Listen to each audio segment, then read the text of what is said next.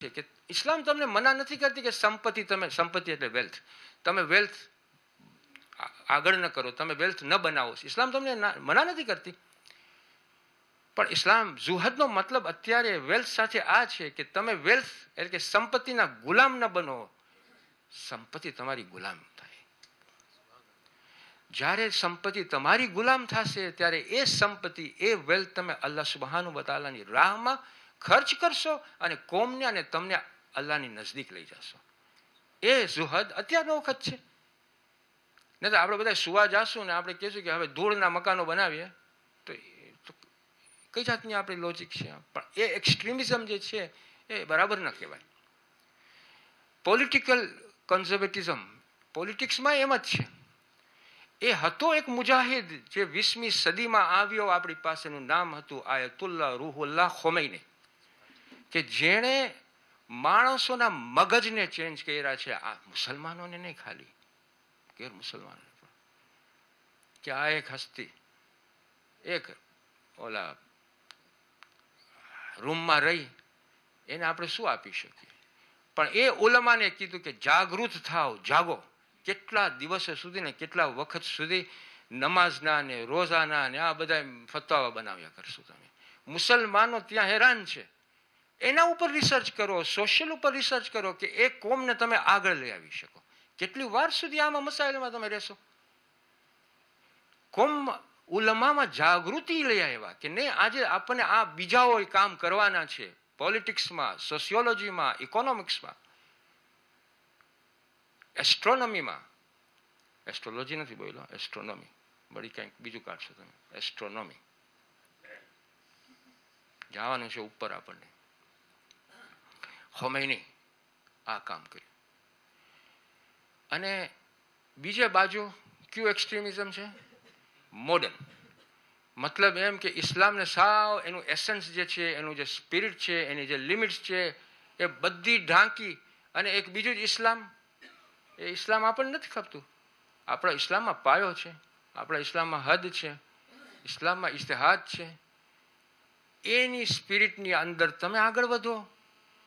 પણ હલાલને હરામ કરવા જાઓ, કારણ કે દુનિયા હવે એ તરફ જાય છે. એ ઇસ્લામ આપણું ઇસ્લામ નથી, એ બીજું એક્સ્ટ્રીમિઝમ છે. તો 3 ચીજની આજે આપણે વાતો કરીએ. એક છે મતભેદ, બીજું છે મુનાફિક, અને ત્રીજું આપણામાં બેલેન્સ માઇન્ડ હોવું જોઈએ કે ભાઈ એક્સ્ટ્રીમ ઉપર પછી હઠ ન પકડે આ બાજુ અને મોડર્ન બહુ ન થઈ જાય. કારણ કે ઇસ્લામ આપણને એક રસ્તો સારો બતાડ્યા છે. હવે મને જે વાત ઉપર આવવું છે એ આ છે કે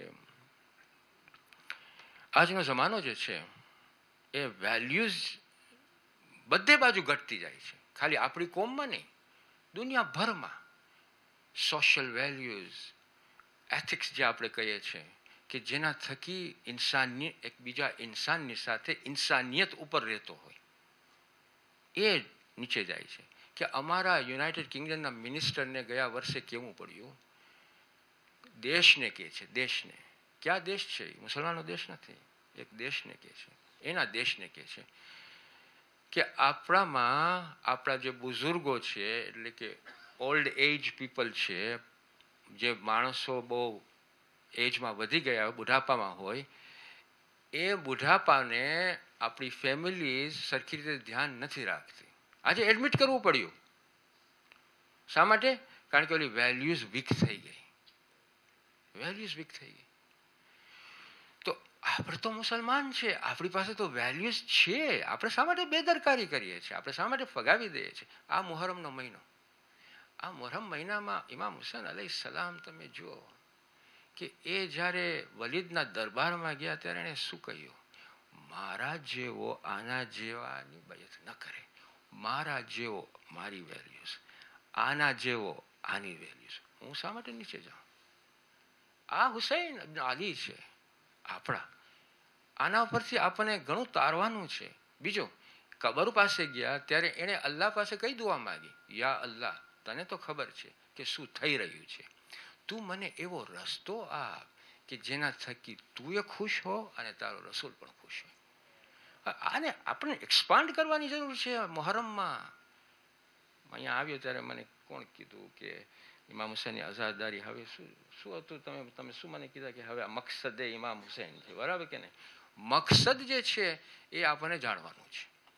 અને છેલ્લું જ્યારે એણે વસિયત લખી, કોને? મુહમ્મદ ઇબ્ન હનફિયાને, ત્યારે એણે શું કીધું કે હું અહીંયા આ મિશન ઉપર ઊભો છું, નહીં કે મને ઝુલ્મી બનવું છે કે ઝુલ્મથી ઊભો છું કે અન્યાય કરીને ઊભો છું. નહીં, હું ઊભો છું કારણ કે મને કરવું છે અમ્ર બિલ મારૂફ વ નાહી અનિલ મુનકર. જે મારા બાપ દાદા કરતા હતા એવી રીતે મને કરવું છે, અને મારા બાપ અલી ઇબ્ન અબી તાલિબ કરતા હતા, મને એવી રીતે કરવું છે. યા અલ્લાહ, હું આ મિશન ઉપર ઊભો રહીશ કયામત સુધી, ત્યાં સુધી કે તું જજમેન્ટ આપ કે ન્યાય કોનું છે. અને પછી તવક્કલ કર્યા અલ્લાહ સુબ્હાનહુ વ તઆલા. હવે આ ત્રણ ચીજો ઉપર મેસેજ આપણને જે મળે છે એ આ છે કે આ મેસેજ આપણને આગળ કરવાનું છે. પણ આપણે આયા સવાલ થાય છે કે આપણે એ મેસેજ આગળ કરીએ છીએ.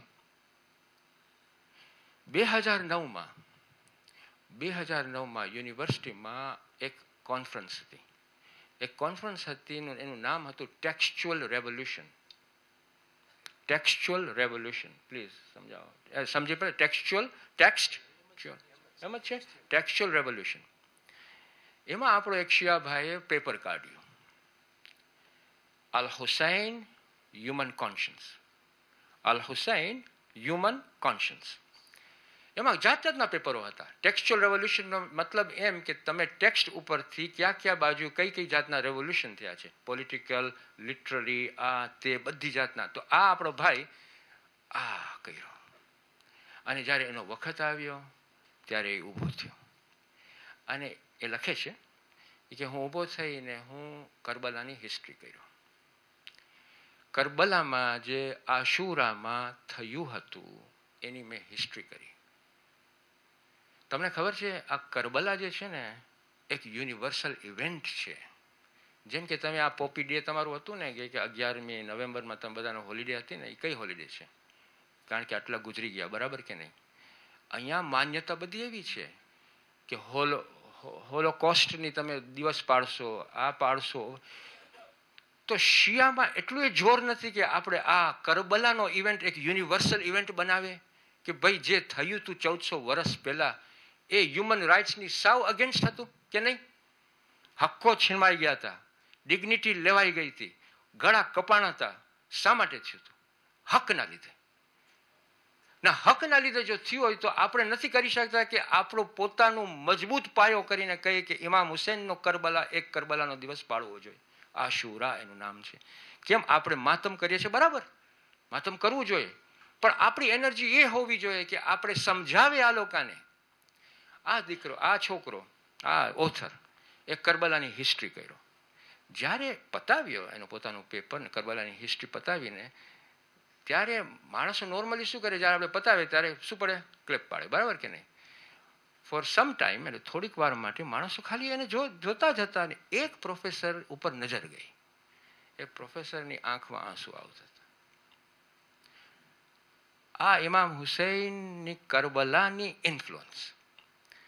એ કે મને તો આ કાંઈ ખબર નહોતી. આ ઓથર લખે છે, કાશ કે આપણે આટલું કરીએ છીએ પણ ગેર મુસલમાનોમાં હજી ખામી છે કે એ લોકોને એ ખબર નથી કે કરબલામાં શું થયું હતું. તો આ કોની જવાબદારી છે? લખે છે પોતે કે આ કોની જવાબદારી છે? આ આપણી જવાબદારી છે. જો આપણે ચાહકો છે કે નહીં ઇમામ હુસૈનના છે તો આપણી જવાબદારી છે. પછી લખે છે, બહુ ઇન્ટરેસ્ટિંગ વાત કરી, અલી શરિયાતીને કોટ કરે. અલી શરિયાતી જાણો છો કોણ હતું? અલી શરિયાતી એક ઇન્ટેલેક્ચ્યુઅલ ઇરાનિયન સ્કોલર હતો.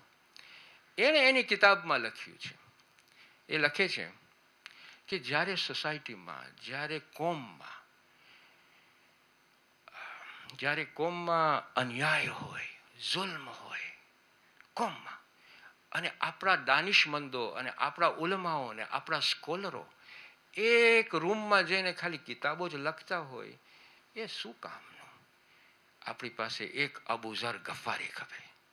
એ અબુઝર ગફારી આવીને ન્યાયનો રાડ પાડે, અને ન્યાયના રાડ પાડવાથી આખી કોમને હલાવી નાખી. એ કે આપણી પાસે અત્યારે કેટલા અબુઝર ગફારી છે? આ છે હુસૈન ઇબ્ન અલી. આ એનો ઇન્ફ્લુઅન્સ. તમને ખબર છે આ ઇન્ફ્લુઅન્સ આપણી હદીસમાંથી એવું મળે છે. શેખ સદુક આ રિવાયત કરે છે કે 8મા ઇમામ અલી રઝા અલૈહિ સલામ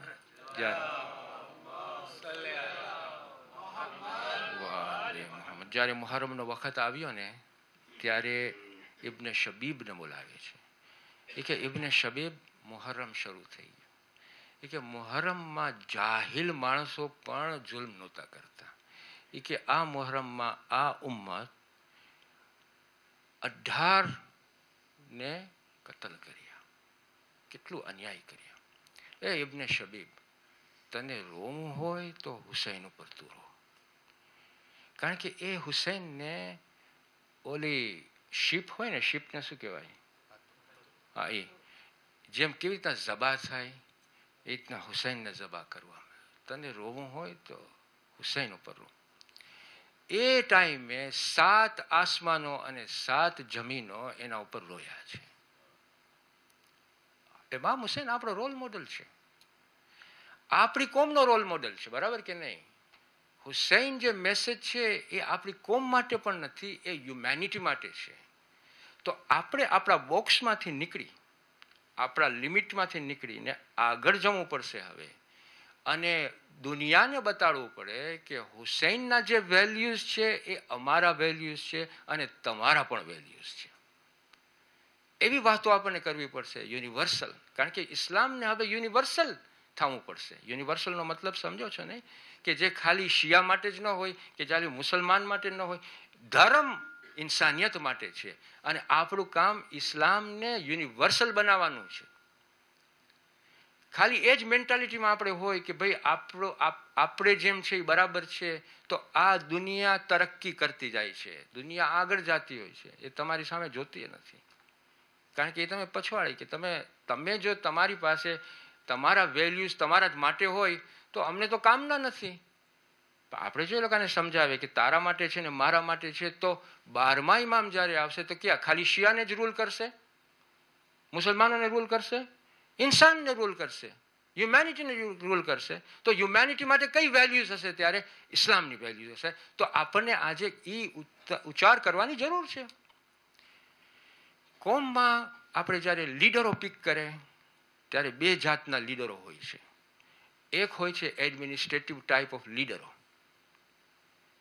બિચારા એ લોકોનું કામ બસ એડમિનિસ્ટ્રેટર જ હોય. કારણ કે એ લોકોની પછી જે શક્તિ જે જોવાની છે એ શક્તિ બહુ દૂર અંદેશીની નથી હોતી. આજે આપણી 100 જમાતો છે દુનિયાભરમાં. હું ખોજાશિયા ઇશનાશીની વાત કરું છું. 100 જમાતો છે. લગભગ એની લીડરશિપ એડમિનિસ્ટ્રેટિવ ટાઈપ લીડરશિપ છે. એ લોકોનું જે રૂટીન કામ, મુહર્રમ આપો, રમઝાન આપો, તમે બધા ખુશ થાઓ, ખાવાનું. અને તમે કાશ કોઈને ચૂઝ કર્યા દૂર અંદેશીના માણસને, અને તમે એને સપડાવી દો નાના નાની બાબતોમાં, તો એનું જે વિઝન છે એ તરફ તો તમને ન લઈ જાય. એ એડમિનિસ્ટ્રેટરમાં ગળી જાય. તો આપણે આપણા સારા લીડરો ઘણી વખતે એવી રીતના ગુમાવે છે. કારણ કે આપણી તરક્કી, આપણી વિચારણા પછી બહુ ઓછી હોય. આપણને આપણી તરક્કી અને વિચારણા બહુ પોળી કરવી પડશે. કે જ્યારે આપણે આપણા લીડરોને ચૂઝ કરીએ, અને હવે લીડરો એવા ચૂઝ થાય કે જે તરક્કી કરી શકતા હોય એવા. પણ આપણી જો થિંકિંગ સાવ નેરો હોય તો આપણે કેવા લીડરોને ચૂઝ કરશું? નેરો લીડરોને.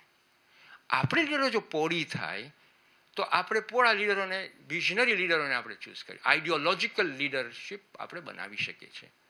અને કદાચ ને આપણામાં નેમત આવી ગઈ ને આપણે કોઈ આઈડિયોલોજિકલ લીડરને બનાવ્યા, પણ આપણે એને જે કામ કરવાનું હોય એ એને કરવા ન આપે, તો કોમ કેવી રીતે તરક્કી કરે? ન કરે. કોમને ચલાવવું એકનું કામ નથી, બધાનું કામ છે.